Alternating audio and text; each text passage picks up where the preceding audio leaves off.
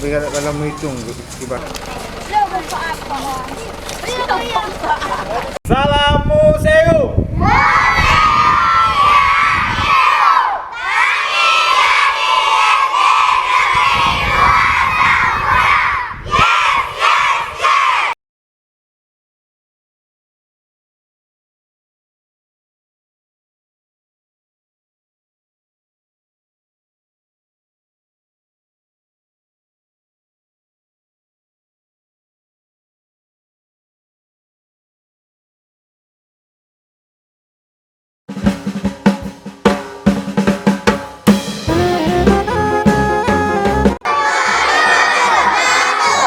Selamat datang kami ucapkan kepada adik-adik Negeri 2 Samudra di Museum Islam Samudra Pasai. Baik, sebelum kita melakukan observasi di dalam museum, alangkah baiknya kita berkenalan dulu. Yang akan memandu adik-adik di dalam nanti ada Bang Dayat dan juga Kak Laras yang di dalam, dan ada Bapak Pengelola Museum Pak Sarjan.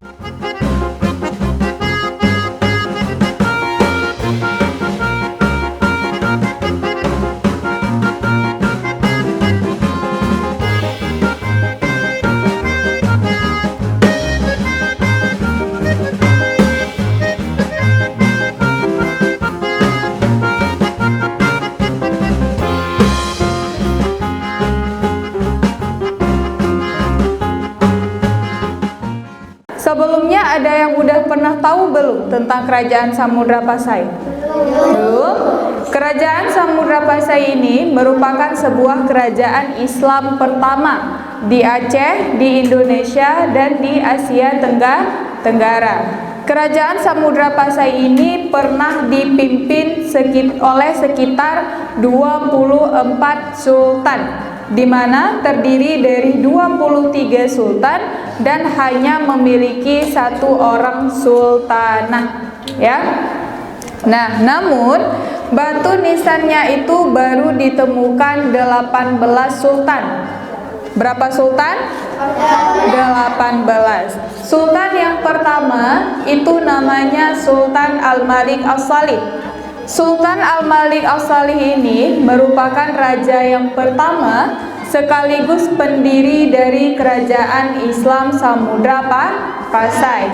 Makamnya itu ada di Gampung Beringen. Yang kedua ada Sultan Al-Malik Az-Zahir. Sultan Al-Malik Az-Zahir ini merupakan raja dan kedua sekaligus anak dari Sultan Al-Malik As-Salih, ya. Sultan Al-Malik Az-Zahir ini makamnya itu bersebelahan dengan makam Sultan Al-Malik As-Salih yang berada di Gampung Beringen.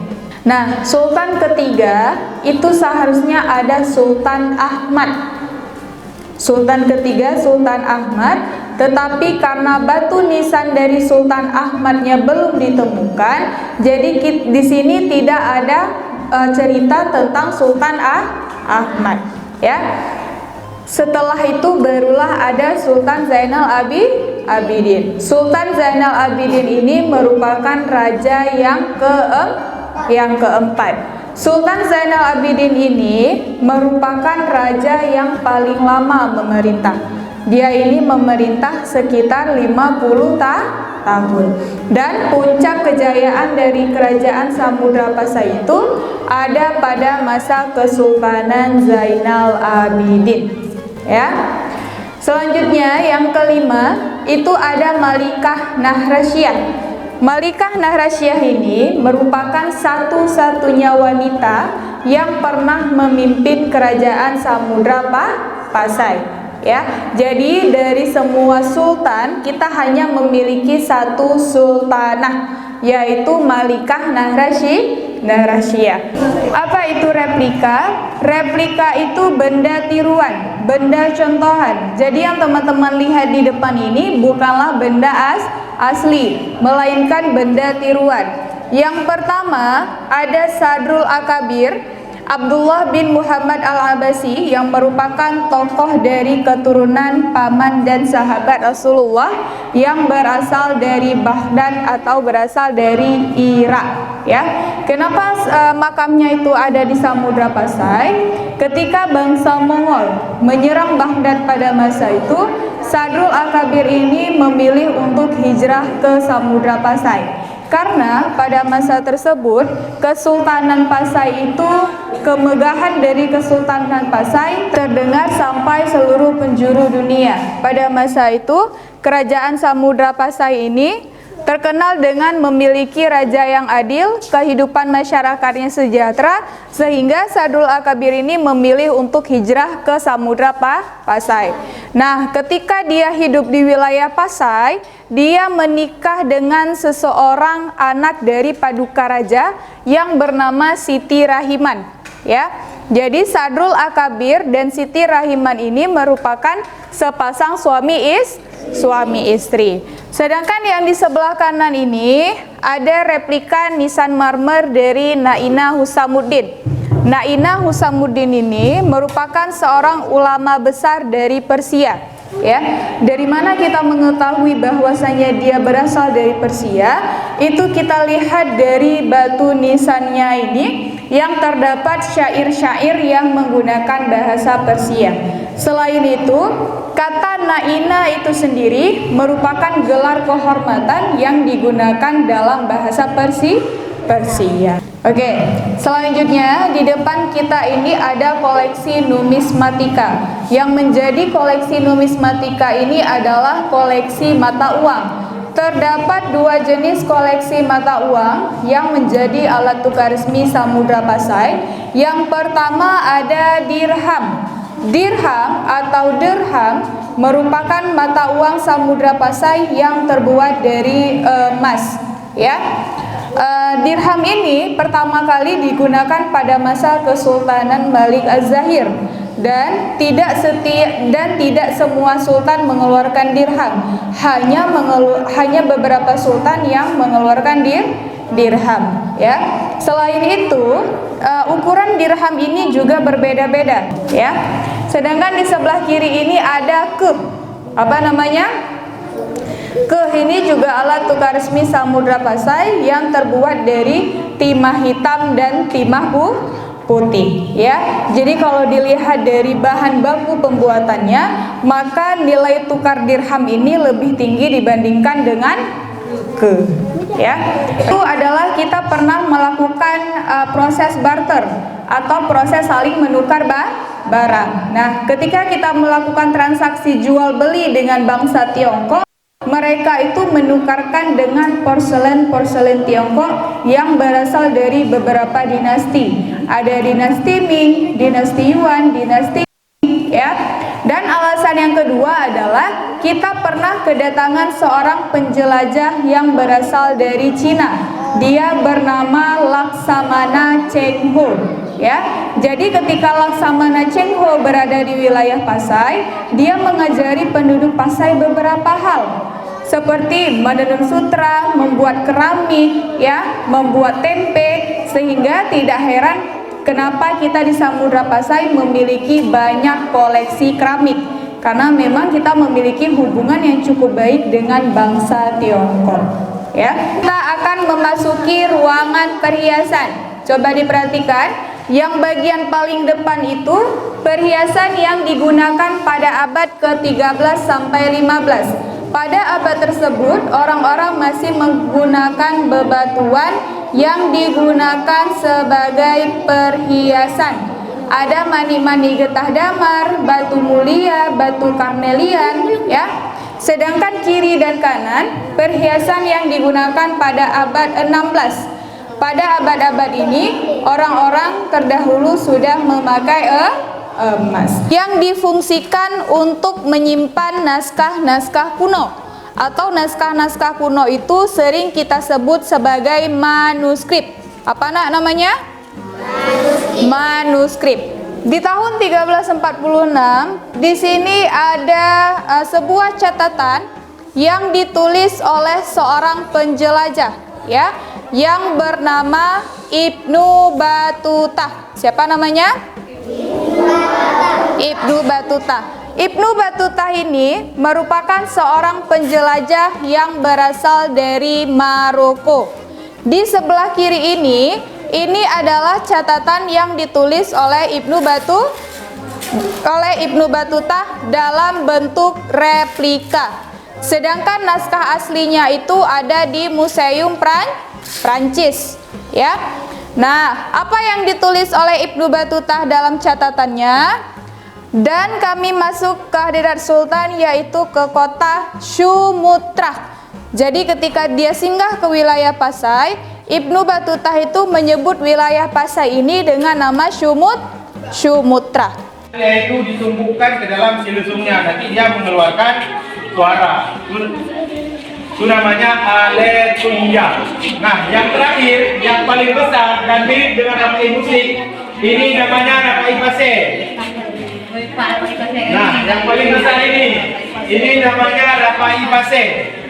Rapai pase ini telah mendapatkan sertifikat warisan budaya tak benda oleh pemerintah Indonesia dan milik Aceh Utara. Jadi jika ada daerah-daerah lain di Aceh yang mau mengklaim rapai pase itu berasal dari mereka, tidak bisa lagi karena kita sudah mempunyai sertifikat warisan budaya tak benda. Di sini ada beberapa koleksi yang berasal dari Cina atau Tiongkok. Nah, yang pertama itu ada koleksi mangkung. Mangkung dia itu biasanya difungsikan untuk menaruh kuah atau air di tangan. Kalau yang diameternya itu lebih kecil. Ada juga buli-buli. Buli-buli dia itu semacam fasil. Dia itu digunakan untuk menaruh minum-minuman tertentu atau ramuan obat. Yang selanjutnya itu ada cerahi. Cerahi yang panjang, yang warna hijau dan warna biru. Itu cerahi. Cerahi dia digunakan untuk menaruh air minum. Aceh Utara itu dia identik dengan 3 warna dasar, yaitu merah, kuning, dan hijau. Kelahiran khasnya Aceh Utara. Yang di sebelah sana itu, yang paling ujung itu ada beberapa jenis rincung. Ada salah satu rincung, dia itu menjadi rincung khasnya Aceh Utara. Itu namanya rincung basmalah atau rincung bismillah. Kenapa dinamakan dengan rincung basmalah? Karena si pengrajin ini dia pada bilah besi atau bilah mata rincung itu dia mengukir kaligrafi bismillah, makanya dinamakan dengan rincung basmalah. Dinamakan dengan 7 sube. Jadi bilah dari bidang ini dia mirip-mirip dan menyerupai daun tebu, makanya dinamakan dengan 7 sube.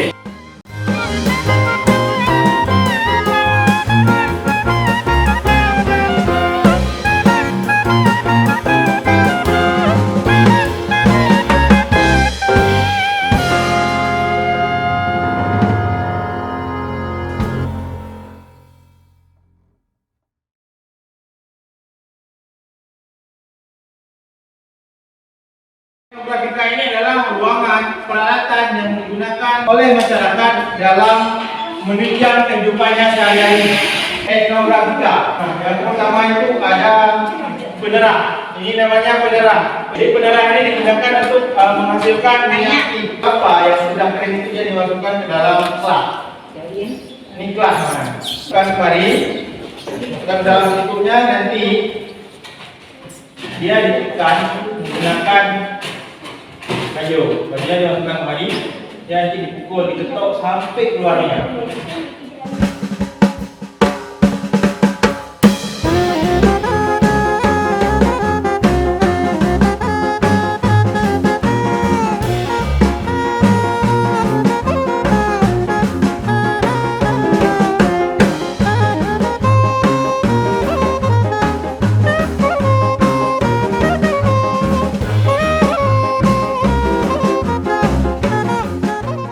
Video apa tahu kan? Bismillahirrahmanirrahim. Allahumma barik lana fima razaqtana wa qina adzabannar. Amin. Oke.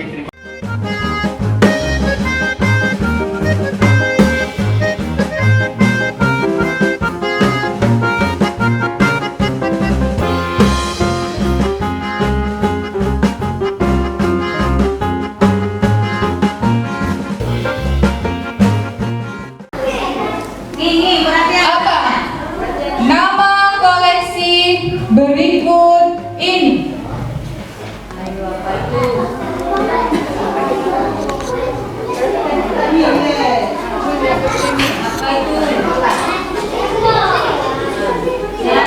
Lima, empat, tiga, dua,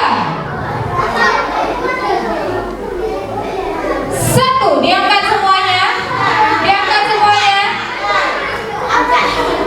Kelompok 1 dan kelompok 4 ada. Kelompok 1, kelompok 4 didiskualifikasi. Yang lain menjawab kanan, kanan, dan kanan. Oke.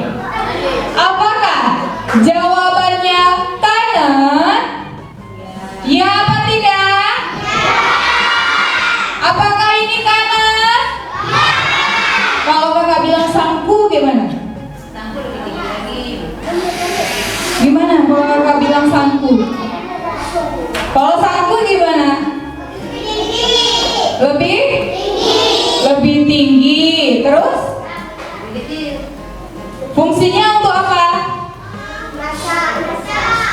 Iya, dua-dua kan masak. Kanan ini emang bukan untuk masak.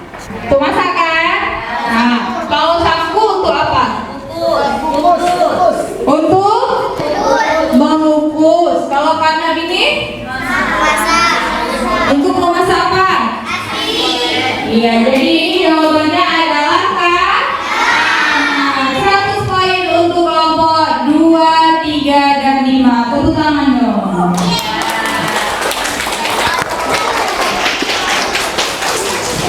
Apa nama koleksi berikut ini?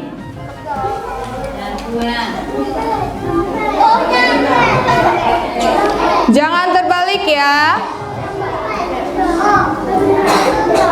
Namanya harus lengkap. Kalau tidak lengkap nilainya setengah. 5, 4,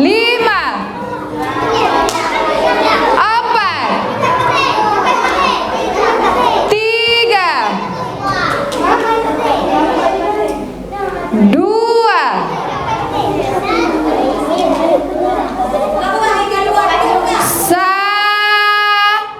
1. Angkat semuanya.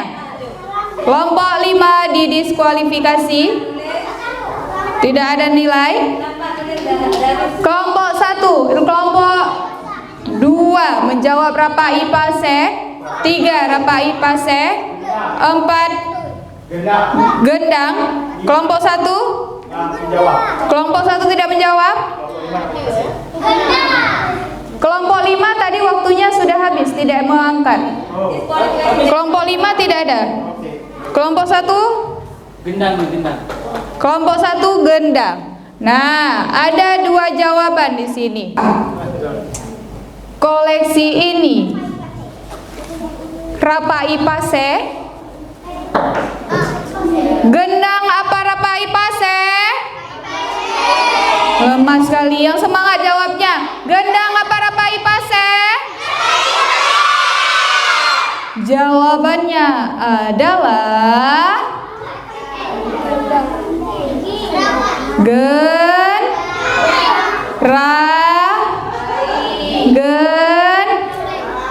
Jawabannya adalah Rapa IPA C. Yang benar kelompok 3, kelompok 2, dan kelompok cuma 2 kelompok ya? 2 kelompok 2 dan kelompok 3. Lawan wanita yang berasal dari Aceh Utara.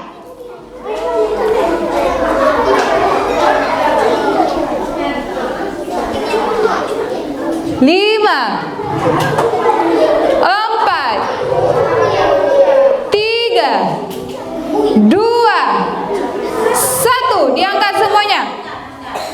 Kelompok 4 didiskualifikasi. Kelompok 1 menjawab Cut Mutia, dan kelompok 5 menjawab Cut Mutia. Apakah yakin jawabannya Cut Mutia? Yakin? yakinnya? Tapi kalau jawabannya Cutnya Din?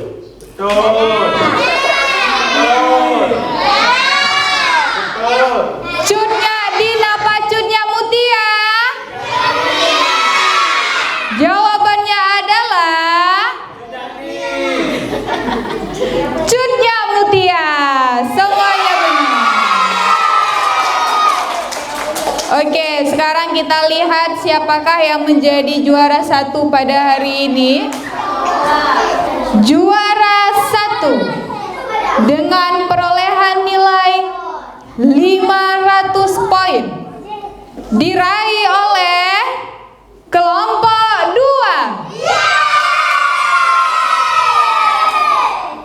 Untuk juara 2 di sini kita ada 2 kelompok dengan perolehan nilai 300 poin diraih oleh kelompok 3 dan 5. Mana tepuk tangannya? Juara 3 dengan poin 200 poin diraih oleh kelompok 1 dan juara harapan 1 dengan perolehan nilai 150 diraih oleh kelompok 4. Tepuk tangan untuk kita semua.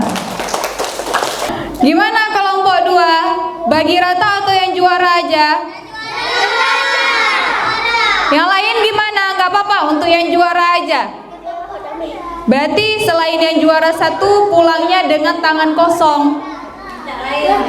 Gimana?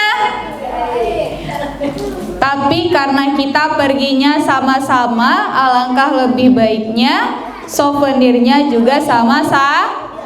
Boleh seperti itu kelompok 2?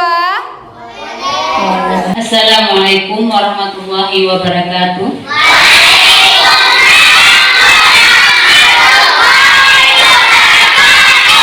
Alhamdulillah, puji syukur sama-sama kita panjatkan kehadiran Allah Subhanahu wa taala yang telah memberi kita umur panjang sehingga kita dapat berkunjung ke museum, yaitu ciri khas daerah kita, yaitu adanya di Samudra Pasai di Aceh Utara dan di daerah kita, karena kebagian kita ini berdomisili di Samudra. Sallallahu